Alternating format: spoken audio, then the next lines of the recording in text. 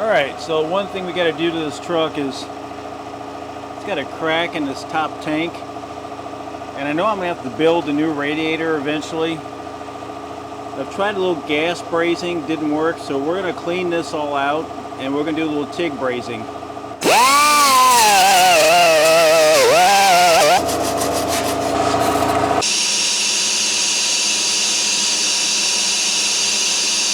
Alright, so it's cleaned up, and well, if you close your eyes it looks pretty good. So I've got it worked down.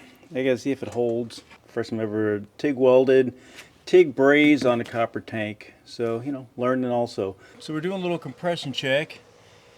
And to check the gauge is off from Harbor Freight about 5 to 10 pounds. So we're running about 115 PSI so far in this, I'll say, passenger side bank, right? 2468. And we're replacing plugs. So in 70, I think most of these 383s were a little detuned. So we'll keep going, but it's been very consistent.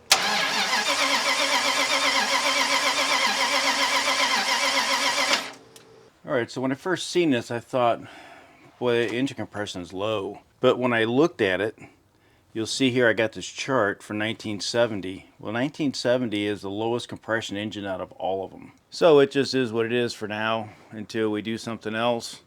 It runs pretty good for what it is. I am looking for an overdrive unit for this thing because about 40-45, she's running around 2500 RPM. So it needs to be idled down just a little bit. So, got one valve cover off. I had to clean up this bird nest of hoses or just remnants, and you know, there's all kinds of stuff here needs cleaned up. And I'll show you how we do this side.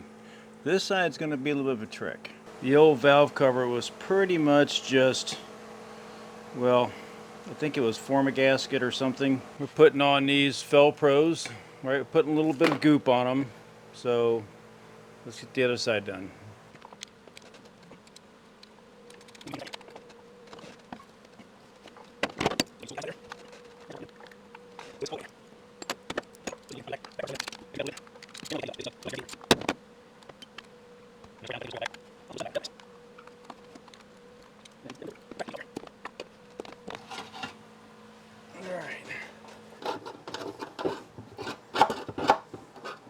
A lot of times with a good gasket, you don't even need to do this. And that way you can just take it on and off whenever you want.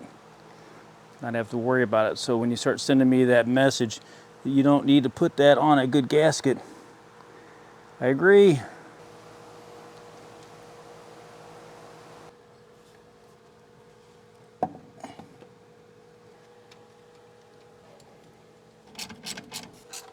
Alright, so we got to get the steering stiffened up a little bit. So we're going to try the steering stabilizer. We got to tighten up that gearbox as well. Let me show you how you tighten up a gearbox in an old beast like that. Now it's kind of hard to see under here, so try to hold everything in point. But on this old truck,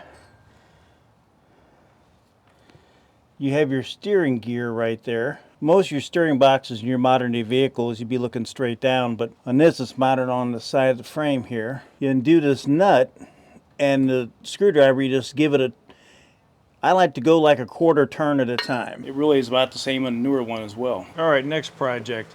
I bought a steering stabilizer from Rough Country. Let me show you what we're going to do with this thing. So this hydraulic cylinder does a really good job. That's how they do the power steering in this thing. Problem is it's real twitchy. And you can overcorrect real easy. So I'm going to take a steering stabilizer and I'm going to make a bracket. Try not to make it hang down too low. It'll sit here somewhere.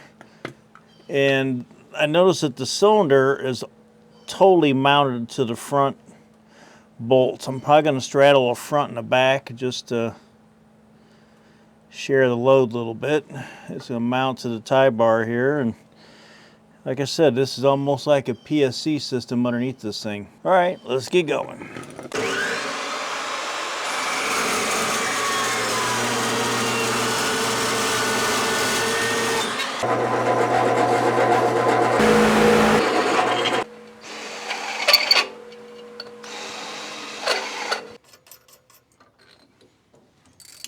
Okay, so we'll zero on the tie rod. Alright, so we got the new wires on it, new plugs in it. The compression test is all done. We played with the timing a little bit. I had to dig out a timing light that I've had for 30 years that, well, welded up to the tank. Not pretty, but it's effective. I've been going through trying to clean up wiring. Got the steering stabilizer on. It's not pretty, but seems to be effective. We did tighten up the steering box a little bit, so that's going pretty good. Trying to clean up some of this wiring in here. It's quite the mess, but it's all part of an older vehicle. Cleaned it up a little bit in here. So we have new trim for around the windows in. We got to get that installed. I got this piece that to reveal to keep the water from running in. I just had to order that. So we got this piece that runs around here. And I got to order this seal. It's amazing how much that seal costs around that wing. Now the window, it passed. So we have a new seal in for that to put the other window in. So for now, I think we're going to leave it. Power lock's working. All right, so I hope you like some of the work we did on the Dodge there.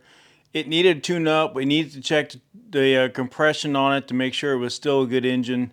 It's low compression. It is what it is. Put steering stabilizer on it and then adjusted that steering box a little bit. And welding up that tank, it was kind of fun.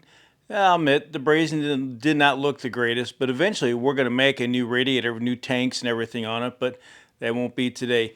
There's a lot of other work we're going to be doing in that thing. You know, if you know what it is, you know what it is. If not, you'll have to stick around. So hope you enjoyed some of that. You don't see a lot of this older vehicle stuff out there anymore. So if you enjoyed it, leave me some comments. And I'll see you here for some places to go if you're looking to get out. See you there.